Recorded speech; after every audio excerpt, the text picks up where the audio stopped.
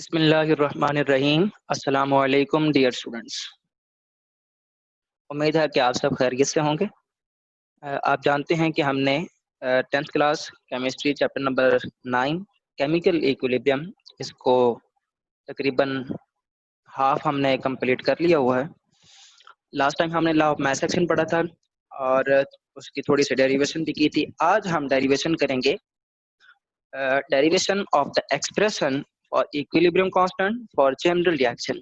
मतलब कि हम एक एक्सप्रेशन की डेरिवेशन करेंगे। एक्सप्रेशन कह लें या केमिकल एक्सप्रेशन कह लें या फिर आप इसको एक इक्वेशन का नाम दे लें, रिलेशन इक्वेशन या फिर आप एक्सप्रेशन। इसकी हमने डेरिवेशन करनी है और ये डेरिवेशन होगी इक्विलिब्रियम कांस्टेंट के लिए, और इस सारे के लिए हम जो है वो एक जनरल रिएक्शन को कंसीडर करेंगे। ये हमारे पास हेडिंग का मतलब है। अब हम इस डेरिवेशन के लिए जो जनरल रिएक्शन कंसीडर करेंगे वो हमारे पास कुछ इस तरह से होगा। और ये जो आपके सामने एक केमिकल इक्वेशन लिखी हुई है एक रिएक्शन की, इससे आप तकरीबन फेमिलियर हैं। इसमें जो एडिशनल चीज़ है वो हमारे पास ये है स्मॉल ए, इसी तरह ये स्मॉल बी, इसी तरह ये स्मॉल सी और इसी तरह ये स्मॉल डी। इनके बगैर जो केमिकल इक्वेशन है वो हम डिस्कस कर चुके हैं। अब इनके साथ जो है वो केमिकल इक्वेशन को आज डिस्कस करेंगे। So, what is meant by the small a, small b, small c and small d? इनका क्या मतलब है?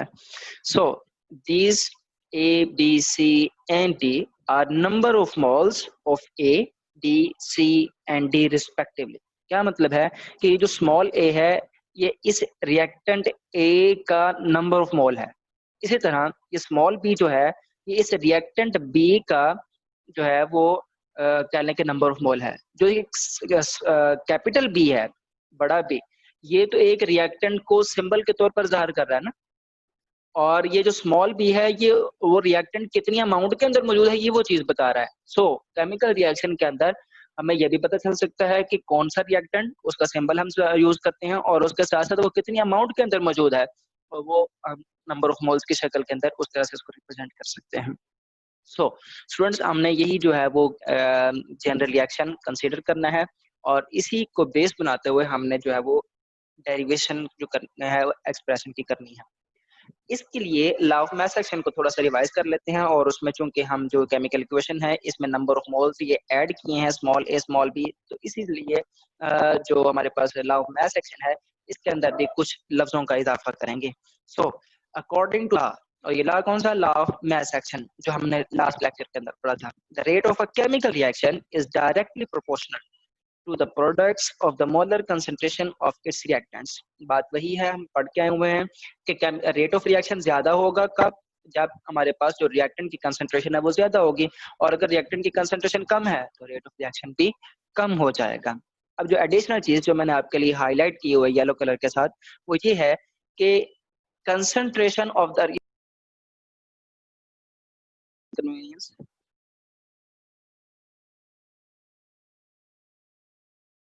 ये हम यहाँ पर थे कि ये जो रिएक्टेंट्स हैं इन रिएक्टेंट्स की के रेज टू द पावर, उन रिएक्टेंट्स की कंसंट्रेशन के ऊपर हमने पावर लगानी है, और वो पावर क्या होगी, वो नंबर ऑफ मोल्स होंगे। जो नंबर ऑफ मोल्स इस केमिकल इक्वेशन में हमारे पास मौजूद होंगे उनको हमने उसी इक्वेशन के अंदर पावर की फॉर्म के अंदर लिखना है, बैलेंस केमिकल इक्वेशन। जी स्टूडेंट्स, ये इसी इक्वेशन को, केमिकल इक्वेशन आपके सामने लिखी हुई है। क्योंकि ये एक रिवर्सिबल रिएक्शन है, ये डबल हेडेड एरो हमें ये बता रहा है, डबल डायरेक्टेड एरो या डबल हेडेड एरो, ये हमें इस बात का सबूत दे रहा है कि ये एक रिवर्सिबल रिएक्शन है। And reversible reaction consist of two reaction, उसके अंदर दो reaction at a time, single time में हो रहे होते हैं, और वो कौन कौन सा होता है, एक फॉरवर्ड रिएक्शन होता है और दूसरा रिवर्स रिएक्शन होता है। तो हम पहले फॉरवर्ड रिएक्शन की बात करते हैं कि फॉरवर्ड रिएक्शन में क्या क्या चीज होगी और उसका रेट क्या होगा, और उसी को हम according to law of mass action भी देखेंगे। अब यहाँ पर देखें, ये हमारे पास ये लेफ्ट साइड के ऊपर ए और बी और इनके number of moles respectively small A small B, ये जो है वो मिलकर सी और डी बना रहे हैं। ये हमारे पास फॉरवर्ड रिएक्शन होगा, और इस फॉरवर्ड रिएक्शन को अगर हम रेट फाइंड करें, so the rate of forward reaction according to the law of mass action will be equal to, आपको पता है कि ये आर एफ कैपिटल आर जो है वो रेट को डिनोट कर रहा है और ये एफ जो है वो फॉरवर्ड रिएक्शन को। सो इसका मतलब हुआ रेट ऑफ फॉरवर्ड रिएक्शन और इसका मतलब डायरेक्टली प्रोपोर्शनल। अब यहाँ पर देखें जरा, अगर ये ए और बी को कंसीडर ना करें, सिंपली जो हम पहले पढ़ के आए मैं वही बताऊंगा आपको कि ये ए और बी जो है वो रिएक्टेंट्स हैं। इसका मतलब ये हुआ कि ये रेट ऑफ फॉरवर्ड रिएक्शन ज्यादा होगा अगर ये रिएक्टेंट्स ए और बी ज्यादा होंगे। और ये जो स्क्वायर ब्रैकेट्स हैं इनकी कंसंट्रेशन को ज़ाहिर कर रही है कि ए और बी की कंसंट्रेशन ज्यादा होगी तो रेट ऑफ फॉरवर्ड रिएक्शन ज्यादा होगा, और ये रेट ऑफ फॉरवर्ड रिएक्शन कम होगा अगर ये ए और बी की कंसंट्रेशन कम होगी। ये इतनी जो बात है हम पहले पढ़ चुके हैं according to the law of mass action. आज जो नई चीज हम इसमें ऐड करने जा रहे हैं वो ये नंबर ऑफ मोल्स हैं। तभी हम ये लास्ट में पढ़ के हैं जो मैंने येलो कलर से लेबल किया हुआ था, उसमें मैंने बताया कि ये जो नंबर ऑफ मोल्स हैं, ये रिएक्टेंट ए है, इसका नंबर ऑफ मोल ए, इसी तरह ये रिएक्टेंट बी है और इसका नंबर ऑफ मोल ये स्मॉल बी। इनको हम जो है वो पावर के अंदर लिखेंगे तो इस तरह से हमारे पास ये कंप्लीट हो जाएगी। अगर इस प्रोपोर्शनलिटी के साइन को इक्वल टू के साइन में चेंज करें तो हमारे पास ये कांस्टेंट आएगा, जैसे हम ये के एफ के नाम से ज़ाहिर करेंगे। और आपको पता है कि ये के एफ किस चीज को डिनोट करता है, लास्ट टाइम मैंने बताया था। अगले स्लाइड में इसको फिर रिवाइज करेंगे। ये स्टूडेंट अगेन वही रिएक्शन है, लेकिन अब हम इसको फॉरवर्ड के अभी हम पिछली स्लाइड में फॉरवर्ड के लिए इसको हमने कंसीडर किया था। अब इसको रिवर्स रिएक्शन या rate of reverse reaction find out करते हैं। तो रेट ऑफ रिवर्स रिएक्शन किसके इक्वल हो जाएगा? आपको पता है कि जब ये रिएक्शन रिवर्स होगा तो ये सी और डी वापस ए और बी में कन्वर्ट होंगे। तो rate of reaction will be depending upon C and D and the concentration of C and D. तो बिल्कुल उसी तरह हम ये rate of reverse reaction is directly proportional to the concentration of C and D. और again ये number of moles जो है वो इनको हमने पावर की शक्ल के अंदर लिखना है, जिस तरह से ये लिखे हुए हैं। प्रोपोर्शनलिटी के साइन के इक्वल टू में साइन में चेंज करेंगे तो एक कांस्टेंट लगाएंगे जिसे हम के आर लिखेंगे। अब ये के एफ जिसे हम कहेंगे specific rate constant for forward reaction, और इसी तरह के आर होगा जिसे हम कहेंगे specific rate constant for reverse reaction. इनकी वैल्यूज कांस्टेंट होती हैं। ये स्टूडेंट अब यही रिएक्शन हमारे पास फॉरवर्ड रिएक्शन और रिवर्स रिएक्शन दोनों के रेट हमने फाइंड आउट कर लिए हैं। अब इक्विलिब्रियम स्टेट के ऊपर क्या होता है, फॉरवर्ड रिएक्शन का रेट और रिवर्स रिएक्शन का रेट दोनों बराबर हो रहे होते हैं। यही तो हम केमिकल इक्विलिब्रियम में पढ़ के आए। वहीं पर हमने यही डिफाइन किया था कि ये वो ऐसा पॉइंट होता है जहां पर फॉरवर्ड रिएक्शन और रिवर्स रिएक्शन का रेट दोनों एक ही स्पीड के साथ हो रहे होते हैं। फर्क क्या होता है कि इनकी डायरेक्शन ऑपोजिट होती है। अगर एक फॉरवर्ड रिएक्शन में है डायरेक्शन में है तो दूसरा रिवर्स डायरेक्शन में है। आपको पता है कि rate of forward reaction is denoted by R F and similarly rate of reverse reaction is denoted by R R. इनकी वैल्यूज अभी हम फाइंड करके आए हुए हैं।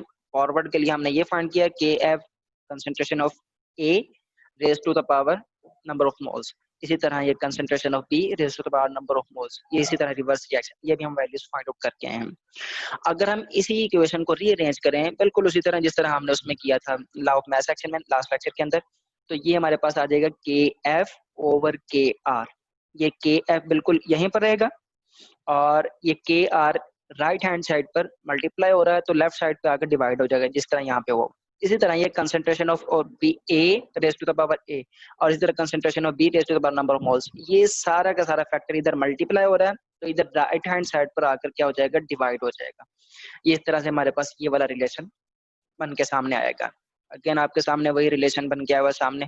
और हम जानते हैं कि ये के एफ और के आर ये दो कांस्टेंट हैं, इनकी रेशो जो होती है वो equal to another constant which is called K C. तो ये के सी क्या है, ये इक्विलिब्रियम कांस्टेंट है।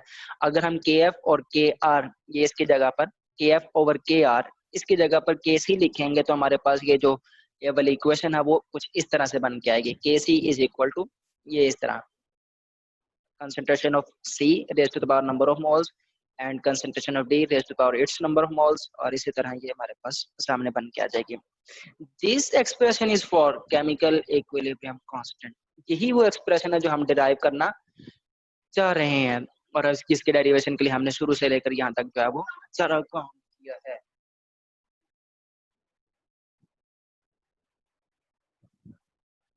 ये स्टूडेंट ये जो हमने लास्ट ये किया है एक्सप्रेशन ड्राइव किया है ये तो हमने उसके लिए किया है ना, जनरल रिएक्शन के लिए। शुरू में हमने जनरल रिएक्शन कंसीडर किया।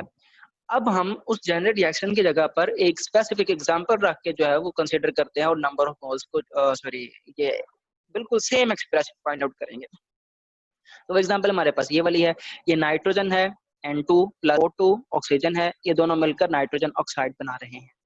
अब ये देखें तो ये दोनों तरफ जो है वो नंबर ऑफ मोल्स जो है वो बैलेंस्ड फॉर्म के अंदर हैं, तो इसका मतलब ये नंबर ऑफ ये जो इक्वेशन है वो बैलेंस्ड केमिकल इक्वेशन है। अच्छा जी, अब इसके लिए आपको पता है कि इनके रिएक्शन रिवर्सिबल है, तो दो किस्म के रिएक्शन होंगे, फॉरवर्ड रिएक्शन होगा, रिवर्स रिएक्शन होगा। अब इसके अंदर मैं कुछ स्टेप्स जो हैं वो नहीं करूंगा, बिल्कुल शॉर्ट करूंगा इसको, क्योंकि जो लास्ट हमने जनरल एक्सप्रेशन के लिए डेरिवेशन किया वो डिटेल्ड की है, और इससे पहले हम लॉ ऑफ मास एक्शन में भी जो डेरिवेशन है वो भी डिटेल्ड करके आए हैं। सो यहाँ पर मैं थोड़ी सी शॉर्ट करूंगा, इसको अच्छे से समझिएगा, और इसके बाद एक और एग्जाम्पल होगी वो आपने खुद घर पर करनी होगी।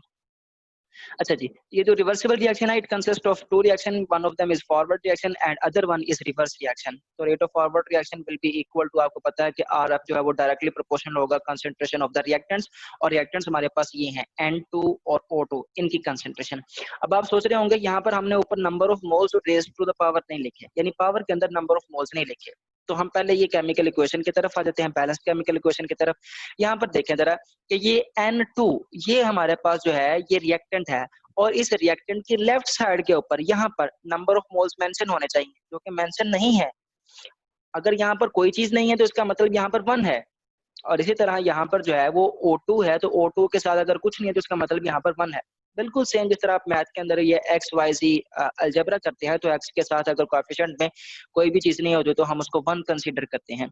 तो इस बिल्कुल इसी तरह ये N2 के इस तरफ नंबर ऑफ मोल्स में कोई चीज मेंशन नहीं है, तो इसका मतलब यहाँ पर 1 है, और 1 को यहाँ पर मेंशन करें या ना करें, अगर पावर के अंदर 1 लिख लें तो भी ठीक है, ना लिखें तो भी ठीक है। तो जनरली जो है वो हम जो 1 को है वो मेंशन नहीं करते, राइट नहीं करते। अच्छा जी, डायरेक्टली प्रोपोर्शनल होगा तो डायरेक्टली प्रोपोर्शनल की जगह पे फिर ये ज़ाहिर बात आपको कांस्टेंट आ जाएगा, मैंने यहाँ पर डायरेक्ट लिखा हुआ है। इसी तरह रिवर्स रिएक्शन की बात करेंगे तो रिवर्स रिएक्शन के अंदर ये रिएक्शन इस डायरेक्शन में होगा, इस डायरेक्शन में ये हमारे पास NO है, ये वापस जो है वो नाइट्रोजन और ऑक्सीजन में कन्वर्ट हो रहा होगा। अब इस केस के अंदर reverse rate of reverse reaction इस तरह से लिखेंगे, और ये इक्वल टू कांस्टेंट मैंने मेंशन किया हुआ है, इससे पहले ज़ाहिर बात है डायरेक्टली प्रोपोर्शनल आएगा, और उस डायरेक्टली प्रोपोर्शनल खत्म करने के लिए इक्वल टू और ये कांस्टेंट, और ये NO ये नाइट्रोजन ऑक्साइड ये हमने मेंशन कर लिया। अब यहाँ पर नंबर ऑफ मोल्स हमारे पास मौजूद हैं और वो ये है 2, और इस 2 को हम जो है वो पावर के अंदर लिखेंगे जिस तरह से ये मैंने मेंशन किया हो। ठीक है स्टूडेंट, ये रेट ऑफ फॉरवर्ड रिएक्शन होगा, ये रेट ऑफ रिवर्स रिएक्शन होगा। आपको पता है कि जब केमिकल इक्विलिब्रियम एस्टैब्लिश होता है at chemical equilibrium state, rate of forward reaction is equal to rate of reverse reaction. बिल्कुल उसी तरह जब आप इसको लिखेंगे, रीअरेंज करेंगे, रीअरेंज करने के बाद आपके पास फिर KF ओवर KR आ जाएगा, KF ओवर KR की जगह पर KC आप लिख देंगे, तो ऊपर वाली साइड के पास आपके प्रोडक्ट्स आ जाएंगे, नीचे वाली साइड पे आपके पास रिएक्टेंट्स आ जाएंगे। तो स्टूडेंट्स ये इस रिएक्शन के लिए, केमिकल रिएक्शन के लिए, बैलेंस्ड केमिकल इक्वेशन के लिए हमने जो एक्सप्रेशन KC का वो इस तरह से फाइंड आउट किया। लास्ट अभी पिछले स्लाइड तक हमने जनरल एक्सप्रेशन के लिए फाइंड आउट किया, और ये हमने एक स्पेसिफिक एग्जांपल मैंने आपको करवाई है। स्टूडेंट इसी तरह आपने घर पर प्रैक्टिस के लिए ताकि आपको खुद से जो है वो ये डेरिवेशन करनी आ जाए और KC के एक्सप्रेशन खुद से आप ड्राइव कर सकें, इसके लिए आपके पास ये एक एग्जांपल है, आपकी बुक के ऊपर मेंशन भी हुई है। N2 plus 3S2 nitrogen plus hydrogen, यहाँ पर कुछ नहीं है नंबर ऑफ मोल, इसका मतलब 1 है, यानी आप कह सकते हैं नाइट्रोजन का 1 मोल और हाइड्रोजन के 3 मोल ये मिलकर अमोनिया के 2 मोल बना रहे हैं। ये आपके पास एक बैलेंस्ड केमिकल इक्वेशन है, और इस बैलेंस्ड केमिकल इक्वेशन के लिए आपने डिटेल्ड डेरिवेशन करनी है और KC का एक्सप्रेशन फाइंड आउट करना है। दूसरा काम जो आप करेंगे वो ये टेस्ट योरसेल्फ। अगर आप देखें ना तो ये जहाँ पर टॉपिक आपकी किताब पर टेक्स्ट बुक पर है, उसके फौरन बाद ये टेस्ट योरसेल्फ का एक बॉक्स है, उस बॉक्स के अंदर जितने भी इक्वेशंस हैं उन सबको इसी तरह से आपने उनके एक्सप्रेशन जो है वो फाइंड आउट करने हैं। स्टूडेंट्स आज के लिए इतना। अल्लाह ताला हम सबको अपने हिफ्ज़-ओ-अमान में रखे। अल्लाह हाफिज़।